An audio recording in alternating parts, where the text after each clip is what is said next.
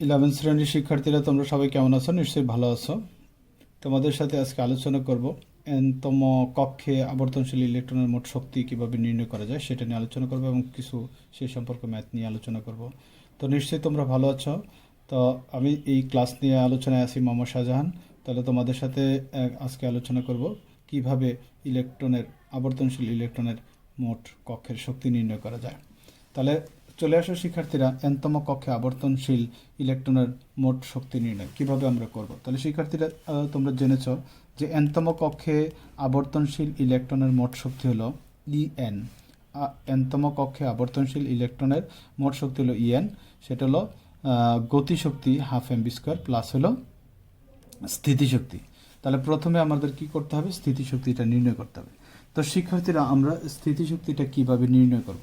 তো শিক্ষার্থীরা একটু বুঝার চেষ্টা করি আমরা এখানে যে স্থিতিশক্তিটা আমরা কিভাবে নির্ণয় করতেছি। এটা হলো নিউক্লিয়াস থেকে আমরা বলছি এই আর দূরত্বে হলো কক্ষটা অবস্থিত। সুতরাং ইলেকট্রনটা যখন অসীমে থাকে তখন ইলেকট্রনের শক্তি থাকে 0। তো এই অসীম থেকে ইলেকট্রনটা নিউক্লিয়াসের আরতম দূরত্বের কক্ষে আসবে। কেন আসবে? নিউক্লিয়াসের আকর্ষণে আসবে। তো এই আকর্ষণের কারণে যখন ইলেকট্রনটা অসীম দূরত্ব থেকে আরতম কক্ষে আসবে সেখানে একটা কাজ করতে হয়, কৃত কাজ। এটাই হলো স্থৈতিক শক্তি। তাহলে ইলেকট্রন অসীম দূর থেকে আরতম কক্ষে আসার জন্য যে কৃত কাজ সেটা হলো ইলেকট্রনের স্থৈতিক শক্তি। তাহলে আমরা এই স্থৈতিক শক্তিটাকে যে আনবো কোথা থেকে? অসীম দূরত্ব থেকে কোথায় আনবো? আরতম দূরত্বে। তার মধ্যে যদি এই কাজটাকে আমরা সমাকলন করি তাহলে স্থৈতিক শক্তিটা নির্ণয় করতে পারবো। তাহলে শিক্ষার্থীরা আমরা বলছি যে কাজ সমান বল ইন্টু সরণ। তাহলে শিক্ষার্থীরা এবার একটু দেখে নাও এখানে বলটা কি? আকর্ষণ বল। ঠিক আছে, তা আকর্ষণ বলটা কি বলছে? আমরা আকর্ষণ বলটা আগে বের করে নিয়ে আসছি।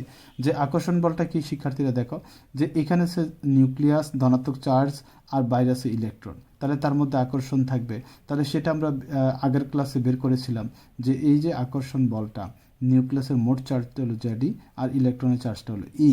ঠিক আছে, আর তাদের মধ্যবর্তী দূরত্ব হলো আর। তাহলে এখানে যে কুলম্বের আকর্ষণ সূত্র দিয়ে আমরা সেটা করতে পারি, Z D into E square, Z D into E divided by হলো আর স্কোয়ার। তাহলে Z square divided by R square. তাহলে এটা হলো বল।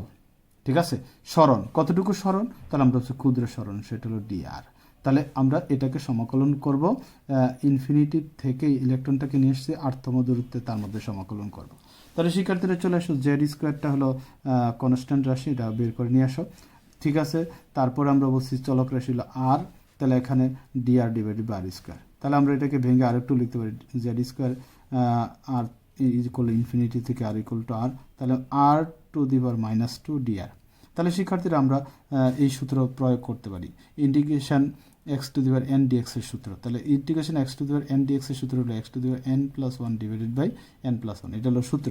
তাহলে সে অনুযায়ী যদি আমরা এখানে মানটা বসাই তাহলে দেখো কি হচ্ছে, R to the power -2 plus 1 divided by -2 plus 1।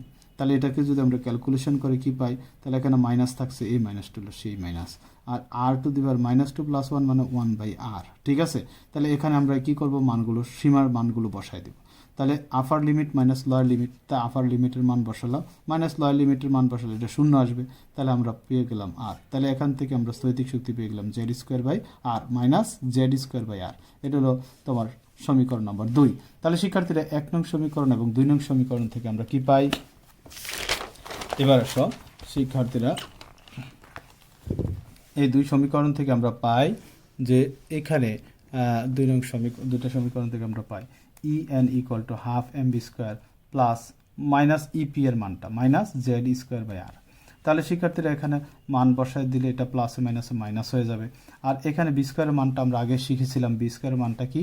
B square equal to Z square by M R. তাহলে Z square by M R বসাই দিলাম। ঠিক আছে, তাহলে এম এম ক্যান্সেল হয়ে যাবে। তাহলে থাকবে Z square by 2 R minus Z square by R. তাহলে এখানে আমরা যদি লসাগু নিই তাহলে 2 আরটা হলো লসাগু, তাহলে জেড স্কোয়ার থাকবে। ঠিক আছে, এখানে লসাগু করলে তাহলে জেড স্কোয়ার, এখানে তো -2 জেডি। তাহলে আমরা ক্যালকুলেশন করলে পাবো জেড স্কোয়ার বাই 2 আর। তাহলে শিক্ষার্থীরা এখানে আর এর মান তো আমরা আগে নির্ণয় শিখে আসছি, তা আর ইকুয়াল টু কি n square S square divided 4 pi square M Z square. তাহলে এখান থেকে আমরা যদি মানটা বসাই দিই তাহলে এখান দেখো এই মানটা উল্টে বসবে। ঠিক আছে, 4 pi square M Z square divided by 2 তো আছে এন স্কোয়ার এস স্কোয়ার। এখন এখান থেকে ক্যালকুলেশন টু টু ক্যান্সেল করলে থাকে 2 pi square M Z square e to the power 4 divide by n square S square. তাহলে আমরা শিক্ষার্থীরা যে সমীকরণটা এখন নির্ণয় করলাম যে এনতম কক্ষে ইলেকট্রনের শক্তি, তো এনতম কক্ষে ইলেকট্রনের শক্তি যে রাশিমালাটি নির্ণয় করেছে এটা অবশ্যই সিজিএস পদ্ধতিতে, এই মানগুলো সিজিএস পদ্ধতিতে বসাতে হবে। তাহলে 3 নং সমীকরণে হলো পরমাণু এনতম কক্ষে অবস্থিত ইলেকট্রনের মোট শক্তি নির্ণয়ের রাশিমালা। তাহলে শিক্ষার্থীরা আমরা পেয়ে গেলাম এই সমীকরণটা। এখন এই সমীকরণ ব্যবহার করে তোমরা নিজেরা হাইড্রোজেন পরমাণুর প্রথম কক্ষে ইলেকট্রনের শক্তি নির্ণয় করো, তাহলে তোমরা করতে পারবে এবং সেক্ষেত্রে রেজাল্টটা তোমার আসবে -2.179 ইন্টু 10⁻11 আর্গ, যেহেতু সিজিএস একক এই মানটা আসবে। তো শিক্ষার্থীরা এটা আমরা নিয়ে নিলাম। তারপরে আসলে শিক্ষার্থীরা তোমরা নিজেরা করবে বাসার মধ্যে বসে, এখন তো করোনা ভাইরাস কালে, তো সুতরাং বাসা থেকে বেরোচ্ছে না, সুতরাং তোমাদের এটা কাজ রইলো ম্যাগনেসিয়ামের 12তম ইলেকট্রনের মোট শক্তি নির্ণয় করো। তাহলে শিক্ষার্থীরা এটা করলে তোমার প্রথম মানটা আসবে হলো আর্গে 1.816 ইন্টু 10⁻12 আর্গ, আর এটা জুলে যদি কনভার্ট করে না তাহলে আসবে -1.816 ইন্টু 10⁻19 জুল। তাহলে শিক্ষার্থীরা এরপর আমরা চলে আসি পরের অংশে। এবার আমরা চলে আসি শিক্ষার্থীরা, এখানে আমরা আলোচনা করব, যে আলোচনাটা আমাদের করব সেটা হলো ইলেকট্রনের কণা এবং তরঙ্গদৈর্ঘ্য। তো ইলেকট্রনের কণা এবং তরঙ্গদৈর্ঘ্য সম্পর্কে বিজ্ঞানী ডি ব্রুগলির মতবাদ রয়েছে, সেটা আমরা প্রতিপাদন করার চেষ্টা করছি। তাহলে আমরা আইনস্টাইনের সমীকরণ থেকে পাই E=mc², এবং আমরা প্লাঙ্কের সমীকরণ থেকে পাই E=hc নিউ। তাহলে দুইটাই শক্তি, সুতরাং আমরা লিখতে পারি mc² = hc নিউ। তাহলে mc² h ইন্টু নিউর জায়গায় আমরা মান বসাই c বাই ল্যামডা, যেহেতু c হলো নিউ ল্যামডা। তাহলে mc কি দাঁড়ালো h ডিভাইডেড বাই ল্যামডা, সুতরাং lambda to h divided by mc। এখন ডি ব্রুগলি বললেন যে চলমান বস্তুকণার সাথেও এক ধরনের তরঙ্গ জড়িত থাকে। যদি চলমান বস্তুকণার সাথে এক ধরনের তরঙ্গ জড়িত থাকে তাহলে সেক্ষেত্রে তিনি বললেন এই এমসিটাকে কণার ভরবেগ হিসেবে পরিবর্তন করা যায়, তো এমসিটাকে এমবি লেখা যায়। তাহলে ল্যামডা = h/mv। তাহলে ল্যামডাটা হলো তরঙ্গধর্ম, এমবিটা হলো কণাধর্ম, সুতরাং ইলেকট্রনের মধ্যে ডুয়েল নেচার বিদ্যমান। তাহলে এই 3 নং সমীকরণটা হলো ডি ব্রুগলির সমীকরণ। শিক্ষার্থীরা নিশ্চয়ই বুঝতে পেরেছ। এবার আমরা চলে আসি তার পরের অংশে, বোরের প্রস্তাব এবং তরঙ্গ ধর্ম যেটা, সেটা আমরা একটু চলে আসি। শিক্ষার্থীরা খেয়াল করো, এখানে বোর যে প্রস্তাবটা করেছিলেন যে mBr=nh/2π, এটা আমরা এখান থেকে সেই প্রমাণটা দেখতে পাই। যখন শিক্ষার্থীরা দেখো ইলেকট্রন নিউক্লিয়াসকে কেন্দ্র করে বৃত্তাকার পথে ঘুরে, তাহলে বৃত্তের পরিধি হলো 2πr, আর এই তরঙ্গ আকারও সেটা কিন্তু বৃত্তের পরিধি সমান পথ অতিক্রম করে। তবে কতটা ল্যামডা তরঙ্গ দৈর্ঘ্য অতিক্রম করে আমরা বললাম n সংখ্যক ল্যামডা তরঙ্গ দৈর্ঘ্য অতিক্রম করে সেই বৃত্তের পরিধি সমান পথ অতিক্রম করে। তাহলে শিক্ষার্থীরা এখানে ল্যামডার মানটা বসাই দিই h/mb ডি ব্রুগলির সমীকরণ থেকে। তাহলে আমরা এই mb-টাকে বাম পাশে নিয়ে আসি, তাহলে mBr = n × h/2π। তাহলে এখান থেকে আমরা পেয়ে যাচ্ছি এটা হলো কি বোরের দ্বিতীয় প্রস্তাব। তাহলে বোরের দ্বিতীয় প্রস্তাবটা এখান থেকে প্রমাণ করা গেল। তারপর আসলে শিক্ষার্থীরা হাইজেনবার্গের অনিশ্চয়তার নীতি। হাইজেনবার্গের অনিশ্চয়তার নীতি, বোর যেখানে একটা বিষয় বলছে যে ইলেকট্রন নিউক্লিয়াসকে কেন্দ্র করে যে আবর্তন করে একটা সুনির্দিষ্ট কক্ষপথে, সেখানে ইলেকট্রনের ভরবেগ সুনির্দিষ্ট এবং অবস্থানটাও তিনি বলছেন সুনির্দিষ্ট। তা হাইজেনবার্গ বলছেন না, এটা সুনির্দিষ্ট না। যখন ইলেকট্রনের অবস্থানটা সঠিকভাবে নির্ণয় করা যায় তখন ভরবেগটা অনিশ্চিত হয়ে পড়ে। ভরবেগ নিশ্চিত করতে পারলে অবস্থানটা অনিশ্চিত হয়ে পড়ে। তাহলে বলছে হাইজেনবার্গের কথাটা হলো ভরবেগের অনিশ্চয়তা আর অবস্থানের অনিশ্চয়তা গুণফলটা হলো h/4π এর সমান, প্রায় সমান। ঠিক আছে, তাহলে শিক্ষার্থীরা এটা ছিল হাইজেনবার্গের অনিশ্চয়তার নীতি। তারপরে অনেকের প্রশ্ন করে যে শ্রোডিঞ্জার তরঙ্গ সমীকরণ যেটা তোমার বইতে আসে সেটা কিন্তু সিলেবাসে নাই। তো সিলেবাসে নাই, কিন্তু সেখানে একটা সমীকরণ, দ্বিঘাত সমীকরণ দেওয়া আছে, ∇2 ψ divided by ∇x² plus ∇2 ψ by ∇y² plus ∇2 ψ by ∇z² plus 8π² m divided by h² into e minus U into ψ = 0। এটা হলো দ্বিঘাত সমীকরণ। তো শিক্ষার্থীরা এই সমীকরণটাকে যদি সমাধান করা হয় তাহলে ই এর অনেকগুলো ভ্যালু পাওয়া যায়। তো এই ভ্যালুসগুলোকে বলা হচ্ছে আইগেন ভ্যালু বা আইগেন মান, আর এইটাকে আইগেন ভ্যালুগুলো বসানোর পরে সাইয়ের কতগুলো সমীকরণ পাওয়া যায় সেগুলো বা আইগেন ফাংশন। তাহলে শিক্ষার্থীরা এখান থেকে একটু ধারণা নিতে পারো। তারপরে আমরা চলে আসি পরবর্তী অংশে, তোমাদের যে বিষয়গুলো ম্যাথমেটিক্স যেগুলো আছে। তো শিক্ষার্থীরা ম্যাথমেটিক্সগুলো একটু আলোচনা করে দেয়া, যেমন উদাহরণ 13তে তোমার যে বিষয়টা দেয়া আছে শিক্ষার্থীরা খুব খেয়াল করো তোমাদের বইয়ের অনুশীলনী উদাহরণ 13। তো আমরা যদি এখানে একটু বিষয়গুলো তোমাদেরকে একটু দেখানোর চেষ্টা করি। হ্যাঁ, তো উদাহরণ 13তে আছে একটি গতিশীল কণার ভর দেয়া আছে, কণাটির গতিবেগ দেয়া আছে, তরঙ্গ আকারে পথ পরিক্রমণ করলে তার তরঙ্গায়িত পথের তরঙ্গ দৈর্ঘ্য নির্ণয় করতে হবে। তাহলে শিক্ষার্থীরা আমরা এইচ এর মান যেটা এসআই এককে 6.626 ইন্টু 10⁻34, এম এর মান 6.6 ইন্টু 10⁻24 গ্রাম এটা দেয়া আছে, এটা আমরা কেজিতে কনভার্ট করে নেব। ব্যাগ দেয়া আছে 2.4 into 10⁻6 metre centimetre per second, এটা আমরা মিটার পার সেকেন্ডে নিলাম। তারপরে আমরা সূত্র চলে আসি lambda equal to h by m b. তাহলে এখানে আমরা কি করব, মানগুলো বসালে মিটারে আসবে, এই মিটারটাকে আমরা কি করব, ন্যানোমিটারে কনভার্ট করব। তবে জানতে হবে 1 মিটার সমান সমান 10⁹ ন্যানোমিটার। ঠিক আছে শিক্ষার্থীরা, এভাবে আমরা এটা নির্ণয় করতে পারি। এরপর উদাহরণ 14, একটি গতিশীল ইলেকট্রনের গতিশক্তি দেয়া আছে 4.8 ইন্টু 10⁻25 জুল, ইলেকট্রনটি তরঙ্গায়িত গতিপথে তরঙ্গ দৈর্ঘ্য নির্ণয় করা। তো আমরা সূত্র জানি EK equal to half M V square. হ্যাঁ, ঠিক আছে শিক্ষার্থীরা, এখানে বিটা বের করে নেব। তো বি ইকুয়াল টু কি দাঁড়ালো, √2 EK ডিভাইডেড বাই এম। হ্যাঁ, ঠিক আছে, তো এখান থেকে আমরা বি এর মানটা বের করব। তারপরে আমরা সূত্র জানি lambda equal to h by M B. তাহলে এখান থেকে এইচ এর মান আমাদের জানা আছে, ঠিক আছে, এম এর মান আমাদের জানা আছে, ঠিক আছে।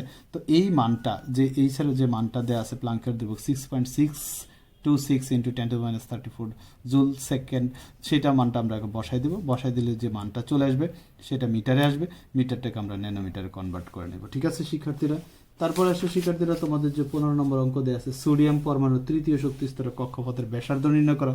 তো ব্যাসার্ধের সূত্র আমরা জানি R equal to N square S square divided by 4 pi square M Z square. তাহলে এখানে শিক্ষার্থীরা যেহেতু ইলেকট্রন সোডিয়ামের তৃতীয় শক্তি স্তরের ইলেকট্রন, তাহলে এন এর মান 3, জেড এর মানটা হলো 11, জেড এর মানটা হলো 11, এন এর মানটা 3, জেড এর মানটা 11, আর বাকি মানগুলো সিজিএস এককে এখানে বসাতে হবে। বসালে শিক্ষার্থীরা তোমরা প্রথমে মানটা সিজিএস এ সেন্টিমিটারে আসবে, সেটাকে মিটারে কনভার্ট করে নিবা। নিশ্চয়ই বুঝতে পেরেছ। এবার আসো শিক্ষার্থীরা আমরা পরের উদাহরণটা নিয়ে আলোচনা করি। পরের যে উদাহরণটা দেওয়া আছে শিক্ষার্থীরা, নির্দিষ্ট কক্ষপথে আবর্তনশীল লিথিয়াম পরমাণু তৃতীয় ইলেকট্রনটির শক্তি কত নির্ণয় করতে হবে। তৃতীয় ইলেকট্রন, তাহলে ইলেকট্রন বিন্যাস করে তৃতীয় ইলেকট্রনটা দ্বিতীয় শক্তি স্তরে আছে, তাহলে এন এর মান 2, এম এর মান আমরা জানি, তারপরে জেড এর মান হলো 3, ই এর মানটা সিজিএস এককে লিখতে হবে, এইচ এর মানটাও সিজিএস এককে। তারপর আমরা সূত্র জানি যে সিজিএস এককে e equal to -2 pi square M Z square e to the power 4 divided by n square S square. তাহলে এই মানটা বসালে শিক্ষার্থীরা যে মানটা আসবে সেটা আর্গে আসবে, আর্গের মানটা জুলে কনভার্ট করবো, 1 জুল সমান 10 টু দি পাওয়ার 7 আর্গ, এই সূত্র দিয়ে তোমরা করবে। তারপরে আসলে শিক্ষার্থীরা 17 নম্বর যে অঙ্কটা দেয়া আছে, পরমাণুতে একটি ইলেকট্রন তৃতীয় শক্তি স্তরে একটি পূর্ণ আবর্তন সম্পন্ন করতে কয়টি তরঙ্গ সৃষ্টি করে সেটা বলছে। তাই সেখানে শিক্ষার্থীরা আমরা M B R equal to N H by 2 pi, এটা দিয়ে 2 pi R equal to N into H by M B, তাহলে 2 pi R equal to N into lambda. তাহলে এখানে আমরা এন এর মানটা বসে যে 3, তাহলে 3টা ল্যামডা, সুতরাং এটা হলো তার আনসার। শিক্ষার্থীরা নিশ্চয়ই বুঝতে পেরেছ। এবার চলে আসে শিক্ষার্থীরা তারপরে 18 নম্বর যে অঙ্কটা দেওয়া আছে। তো 18 নম্বর যে অঙ্কটা দেওয়া আছে শিক্ষার্থীরা সেটা দেখে নাও। হাইড্রোজেন পরমাণু তৃতীয় শক্তি স্তরে ঘূর্ণনরত একটি ইলেকট্রনের গতিবেগ হিসাব করো। প্রতি সেকেন্ডে ইলেকট্রনটি নিউক্লিয়াসের চতুর্দিকে কতবার আবর্তন করে। তাহলে আমরা সূত্র এখানে দুইটা, m B R equal to N H by 2 pi, ঠিক আছে, এন এর মান 3, জেড এর মান 1, এইচ এর মান CGS 6.626 into 10 two the power -27 erg second, CGS এককে এম এর মান 9.11 ইন্টু 10 টু দি পাওয়ার -28 গ্রাম, ই এর মান 4.8 into 10 two the power -10 ESU. তাহলে এই মানগুলো বসালে আমরা প্রথমে মানটা সেন্টিমিটারে পাবো, এবং সেন্টিমিটারে পাওয়ার পর আমরা এটা মিটারে কনভার্ট করব। কোন মানটা, ব্যাসার্ধটা অর্থাৎ রেডিয়াসটা আগে বের করব। ঠিক আছে, তাহলে ব্যাসার্ধটা যখন আমরা বেশ করে বের করব, ব্যাসার্ধটা বের করার পর আমরা প্রথম সূত্র দিয়ে এখানে ব্যাগের বি বের করে নিব। ঠিক আছে শিক্ষার্থীরা, তারপরে আসলে শিক্ষার্থীরা যে 2 পাই আর দূরত্বের অতিক্রম করে একবার একে কত, আর যে রেজাল্ট আসবে তাতে আমরা কতবার বের করে নিতে পারবো ইনশাল্লাহ। তাহলে শিক্ষার্থীরা এটা হয়ে গেল। তারপরে শিক্ষার্থীরা চলে আসো তোমাদের পরে যে অঙ্ক দেওয়া আছে 19 নাম্বার, যে হাইড্রোজেন এম শেলে আবর্তনকারী ইলেকট্রনের গতিবেগ নির্ণয় করো। তাহলে আমরা গতিবেগ নির্ণয় করার জন্য যে সূত্র আমরা জানি সেই সূত্র দিয়ে আমরা কাজ করতে পারি। তার প্রথমে দেখো আবর্তনশীল ইলেকট্রন তাহলে এম শেল, তাহলে আর এর মানটা বের করে নেব। তারপরে m B R equal to n is by 2 pi দিয়ে আমরা এখানে প্রথমে আর এর মান বের করব, এখানে আর এর মান বসিয়ে আমরা ব্যাগের মানটা বের করে নেব শিক্ষার্থীরা। ঠিক আছে, অথবা আমরা দ্বিতীয় যে এই দুইটা সমীকরণ সমন্বয় করে কিন্তু আমরা একটা সমীকরণ বের করতে হবে, b equal to 2 pi z square divided by n h. এই সমীকরণটাও দিয়ে আমরা কাজটা করতে পারি শিক্ষার্থীরা, যে এখানে মানগুলো যে বসাবে অবশ্যই সিজিএস এককে মানটা বসাতে হবে। ঠিক আছে, তারপরে সেন্টিমিটার পার সেকেন্ড থেকে আমরা মিটার পার সেকেন্ডে কনভার্ট করে নিতে পারবো শিক্ষার্থীরা। তাহলে শিক্ষার্থীরা আমরা এ পর্যন্ত যে আলোচনা করলাম বুঝতে পেরেছো নিশ্চয়ই। হ্যাঁ, তো শিক্ষার্থীরা, তো তোমাদের পরবর্তী আলোচনা পরবর্তী ক্লাসে করব। আজকে এই পর্যন্তই থাকবে। সবাই ভালো থাকবে, সুস্থ থাকবে। আল্লাহ হাফেজ।